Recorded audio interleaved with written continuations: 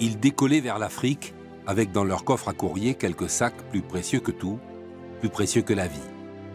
Pour traverser le plus grand désert du monde à bord de ces biplans à la mécanique incertaine, quelques oasis de sécurité avaient été aménagées le long de la côte.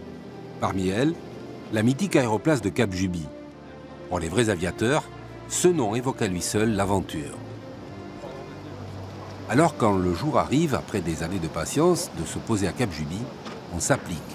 Sur les 300 mètres de piste sommaire, c'est un mélange d'émotion et de rigueur. Même pour les plus grands, se poser ici, sur cette piste spécialement ouverte pour le passage du rallye Toulouse-Saint-Louis, reste un privilège. Claude Lelay, ex-chef pilote d'essai de l'A380, une fois descendu de son avion à Juby, il rend forcément hommage aux exploits de ses prédécesseurs.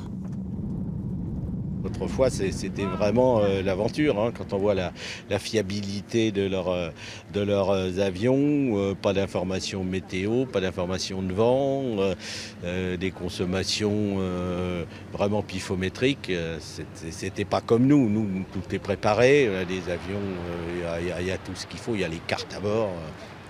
Voilà. C'était un beau vol, l'arrivée à 3, là. On a réussi à faire la photo avec le cap, le port, à 3 avions. J'espère que le film me rendra bien. Qu'est-ce qu'on ressent quand on touche les roues, quand on immobilise sa machine? Plein d'émotions. On se retrouve projeté 100 ans en arrière et on replonge dans tous nos souvenirs d'enfance.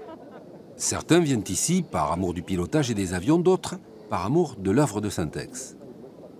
Moi, j'arrive par les livres, j'arrive toujours par la littérature. Évidemment, on a la chance d'avoir un très bon écrivain, beaucoup de pilotes, mais un écrivain qui a raconté lui et les autres pilotes. Mais c'est par eux que je suis arrivée. C'est un mythe pour nous et c'est beaucoup d'émotions. Parce que quand on était sur les bancs du collège, comme lecteur suivi, on avait les livres d'Antoine de Saint-Exupéry. Syntex fut ici chef d'aéroplace, au milieu des sables, pendant 18 mois en 1927 et 28. C'est à Cap Juby qu'il écrivit son premier roman, Courrier Sud. La modeste cabane des pilotes était appuyée contre les murs du fort espagnol. Un hangar, un avion de secours, les mécanos, la garnison et quelques tribus nomades peuplaient ce minuscule point de civilisation.